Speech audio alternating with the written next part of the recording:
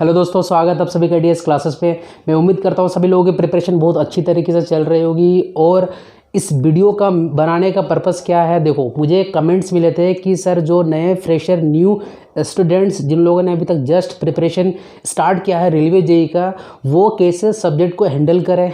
और क्या डाउट मुझे मिला है कमेंट के थ्रू से कि सर जिन लोगों ने कोर्स को परचेज़ किए हैं बट 3-4 सब्जेक्ट कंप्लीट हो जाने के बाद रिवीजन की स्ट्रेटेजी क्या होना चाहिए। देखो ये वीडियो वही देखें जिन लोगों ने जस्ट अभी रेलवे जेई की प्रिपरेशन स्टार्ट किए हो या जिन लोगों ने कोई कोर्स लिया होगा और जिनकी 3 से 4 सब्जेक्ट कोई कंप्लीट हो चुकी होगी और रिवीजन करने में उनको प्रॉब्लम आ रही होगी।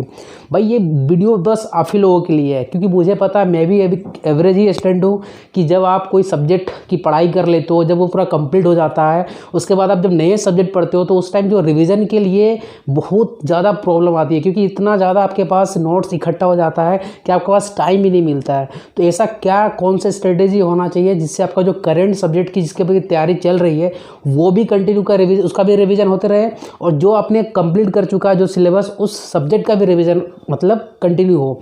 तो ये देखो, फर्स्ट ऑफ ऑल मैं ये मान के चलता हूँ कि आप लोगों ने कोई कोर्स परचेस किया हुआ है अभी, सपोज इसमें से कोई ऐसे व्यूअर्स होंगे जिन लोगों ने कुछ सब्जेक्ट कंप्लीट कर लिया होगा, बट अभी मैं मान के चल रहा हूँ किसी की कोई सब्जेक्ट अभी कंप्लीट नहीं है। फ्रेश से बता रहा हूँ, आप पूरा वीडियो देखना, सब कुछ समझ में आ जाएगा कि भाई रिवीजन की क्या स्ट्रेटेजी होना चाहिए। क्योंकि मैंने भी यार यही स्ट्रेटेजी अपनाया था, क्योंकि मुझे भी जो मैकेनिकल वाले होंगे उनको ये समझ में आता होगा कि यार थर्मो के कुछ क्वेश्चन से लगा लो, फिर 1 महीने बाद जब उनको लगाने जाओ तो बहुत ज़्यादा प्रॉब्लम फेस आता है। तो ये कोई पर्टिकुलर स्पेसिफिक ब्रांच के लिए रिवीजन स्ट्रेटेजी नहीं बता रहा हूँ, ये सारे ब्रांच के लिए एप्लीकेबल है, चाहे आप सिविल के हो, इलेक्ट्रिकल के हो, कंप्यूटर साइंस, मैकेनिकल के लिए हो, हर किसी के लिए वैलिड है।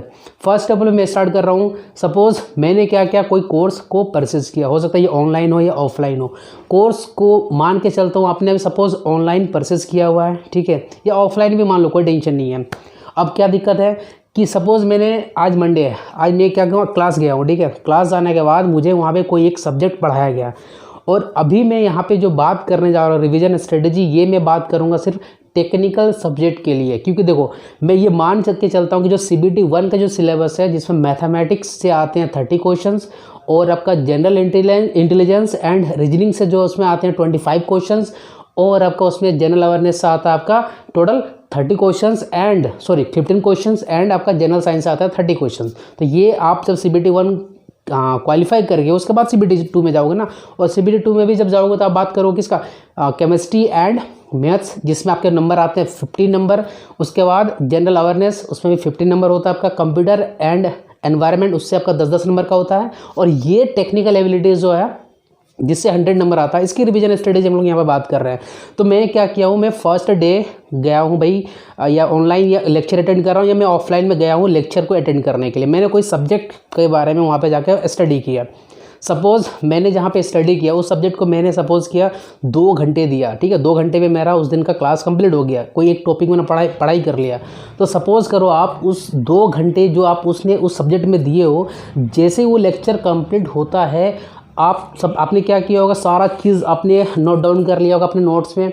उसके बाद हर एक पॉइंट को मेमोराइज़ करना है, चीज़ें समझनी है। अगर न्यूमेरिकल पोर्शन है तो उसको उस व्यू से समझना है, थ्योरी पोर्शन है तो भाई इसको रिमेंबर कैसे करना, मेमोराइज़ कैसे करना है, ठीक है, उस व्यू से उसको समझना है। उसके बाद जैसे आप वो प्रोसेस क्लियर कर लेते हो, उसके बाद जो भी कोर्स आपने परचेस किया होगा, जिस भी ऑर्गेनाइजेशन से या जहाँ पे आप ऑफलाइन क्लास ले रहे होंगे, वहाँ पे कुछ मटेरियल मिले होंगे। तो मैं क्या करूँगा, जिस दिन फर्स्ट डे में मैंने जो सब्जेक्ट का क्लास अटेंड किया हूँ और उस टॉपिक से रिलेटेड मैं क्या करूँगा, पहले उस मटेरियल को सारे क्वेश्चन लगाऊंगा। क्योंकि देखो अभी आपका फाउंडेशन है, आपको ये नहीं देखना कि भाई कितने दिनों में आपकी सिलेबस कंप्लीट हो रही है, आपको ये देखना है कि अभी से आपको फाउंडेशन कितने अच्छे से तैयार करना है। अभी आप जो फाउंडेशन अच्छे से तैयार करोगे उसके ऊपर कितनी लंबी इमारत बनाओगे वो आप पे अभी का टाइम पे डिपेंड करेगा। ये मत समझो कि भाई इसको शॉर्टकट में निपटाएंगे, नहीं, जो भी चीज़ पढ़ाई कर रहे हो उसको बाकायदे बहुत अच्छे से पढ़ाई करना है। तो फिर मैंने क्या बोला, सबसे पहले मैं क्या करूँगा, मटेरियल जो क्लास के मिले होंगे ना उसका मैं क्या करूँगा, क्वेश्चंस लगा लूँगा, ठीक है। उसके बाद एक्स्ट्रा क्वेश्चंस कहाँ की लगाऊंगा, मैं तो रेलवे जेई की सपोज अभी प्रिपरेशन कर रहा हूँ, मैंने उसी का डिस्कस कर रहा हूँ ना। फिर मैं क्या करूँगा, इंडियन इंजीनियरिंग सर्विस IES का ऑब्जेक्टिव क्वेश्चंस, वो भी टॉपिक जिस टॉपिक के आपने क्लास किया होगा, जिस मंडे को सपोज़ किया आपने, तो उस टॉपिक से रिलेटेड अगर आईएएस में जो भी क्वेश्चंस आए होंगे उसको मैं लगाऊंगा। उसके बाद एसएससी जेई की लगाऊंगा, ठीक है। और क्या कर सकते हो आप, एसएससी जेई का आपने लगा लिया, और उसके बाद आरआरबी जेई का पीवाईक्यू लगा लो। और उसके बाद जब आप ये क्वेश्चंस लगाते हो तो उस टाइम जो आपको लगता है कि ये इंपॉर्टेंट क्वेश्चंस है, जो आपको प्रॉब्लम आ रही है समझने में या उसको सॉल्व करने में, उसको टिक कर लो, ठीक है। टिक करने से क्या होगा, जब नेक्स्ट टाइम रिवीजन करोगे ना तो उस क्वेश्चन पे आपका फोकस रहेगा, अरे यार ये इस क्वेश्चन में मैं अटकता था, ठीक है। तो फर्स्ट डे मैंने क्या काम किया, 2 घंटे मैंने टाइम दे दिया, किस पे, 2 घंटे मैंने टाइम दे दिया आपका, जो मैंने ऑनलाइन कोर्स मुझे वीडियो देखना था उसको नोट्स बनाना था, ठीक है। उसके बाद मैंने क्या किया, मैंने फिर 2 घंटे और कहाँ पर टाइम दिया, 2 घंटे टाइम दिया मैंने आईएएस, इंडियन इंजीनियरिंग सर्विस, ठीक है। उसके बाद आपका railway JE and SSC JE. अभी मैंने क्या बोला, कोर्सेज को लिमिटेड रखो, आपके जो सोर्स है ना पढ़ने का उसको लिमिट रखो। आप क्वेश्चंस बाद में अदर एग्जाम्स के लगाना, पहले इन सारे एग्जाम्स को लगा के अपना पहले फाउंडेशन बना लो, ठीक है। पता चला आप यूथ पब्लिकेशन और बहुत सारे ऐसे पब्लिकेशन मिलेंगे, लोग बोलेंगे इसको प्रीफर करेंगे। मेरा प्रीफर ये रहेगा कि स्टार्टिंग में पहले आप स्टैंडर्ड एग्जाम्स की जो एग्जाम है उनके जो क्वेश्चन है पहले उनको गिने चुने, जैसे मैंने आईएएस का बताया, आरआरबी जेई बताया, एसएससी जेई बताया, और आपको जो मटेरियल मिला होगा उसके सारे क्वेश्चंस पहले टॉपिक वाइज अच्छे से लगा लो, ठीक है। तो फर्स्ट डे में मैंने ये काम कर लिया। टेक्निकल की बात कर रहा हूँ, नॉन टेक की तो आपने अलग से अपनी स्ट्रेटेजी बना के रखी होगी। नेक्स्ट डे ट्यूसडे आ गया। अब क्या भैया, अब क्या होगा, ट्यूसडे के दिन में हो सकता है कुछ ऐसे व्यूअर्स होंगे जिनके कुछ सब्जेक्ट कंप्लीट हो चुके होंगे, ठीक है। सपोज 2, 1, 3, 4 कुछ भी टेक्निकल सब्जेक्ट आपके कंप्लीट हो चुके होंगे। और एक कौन सा बंदा होगा जिसने जस्ट मंडे में फर्स्ट क्लास किया, वो जस्ट अब नेक्स्ट डे सेकंड क्लास करने जा रहा है। तो इस वीडियो में डिस्कस करूंगा, अब मतलब इस टाइम में डिस्कस करने वाला हूँ ट्यूसडे के डे में, किसके लिए, जिन लोगों की सब्जेक्ट कंप्लीट हो चुकी है। अब वो कैसे रिविजन करेंगे आपकी अपने सिलेबस जो कंप्लीट हो चुकी है। अब क्या करो, जब आपका टाइमिंग जो भी आपने बनाया होगा, फर्स्ट ऑफ ऑल आपको क्या करना है, 1 आवर, ठीक है। 1 आवर किसको देना, जो सब्जेक्ट का सिलेबस आपका कंप्लीट हो चुका है उसको 1 आवर थ्रोली देना है। और जब पढ़ाई करते हो ना तो उस टाइम क्या करो, 1 घंटे जब आप देते हो ना भाई, 1 घंटे उसी सब्जेक्ट को पढ़ने में देना। उस time no WhatsApp, no Facebook, कोई चीज़ नहीं, नो फ्रेंडशिप, कुछ नहीं करना है। सिर्फ उसी पे पूरा दिमाग लगा के फोकस लगा के 1 घंटे देना है। किसको, जो आपका सिलेबस जो आपका कंप्लीट हो चुका था उस सब्जेक्ट का, 1 घंटा मैंने उस पर दे दिया, ठीक है। ये रिवीजन के पर्पज से दिया आपने। फिर आप क्या करोगे, आप क्या करने वाले हो यहाँ पर, आप मंडे को जो मैंने सब्जेक्ट पढ़ा या जो आपका करंट में जो सब्जेक्ट का चल रहा होगा लेक्चर, उसमें भी तो कुछ पढ़ के रखे हो ना। तो भाई नेक्स्ट डे में आगे के लेक्चर देखने से पहले क्या करना, आपको पीछे का 1 घंटा उसको आपको रिवीजन में देना, ताकि जब आप नेक्स्ट वीडियोस देखो तो सारा चीज़ पीछे का आपका फ्लैशबैक आपका माइंड में आ जाएगा, और उससे आप अच्छे लंबे टाइम तक उसको मेमोराइज भी कर सकते हो। और जो नेक्स्ट वीडियोस देखोगे लेक्चर के हेल्प से, उसमें आपको ज़्यादा समझ में भी आएगा। तो उसमें भी आपको 1 घंटा देना है, और हर एक दोनों घंटे के बीच में कुछ ब्रेक लेना, कंटिन्यूस नहीं पढ़ना भैया। कंटिन्यूस पढ़ोगे तो प्रोडक्टिविटी नहीं आएगी। इनपुट कम देना और आउटपुट हमें ज़्यादा लेना, ये दिमाग में रखना आपको, ठीक है। तो आपने क्या किया, first of all technical subject के लिए आपने पहले एक बैकलॉग जो आपका सब्जेक्ट था उसको 1 घंटा दिया, ठीक है। उसके बाद जो आपका लास्ट डे जिस सब्जेक्ट के बारे में आपने लेक्चर देखा था उसमें 1 घंटा दिया, 2 घंटा तो इसमें चला गया आपका टेक्निकल का।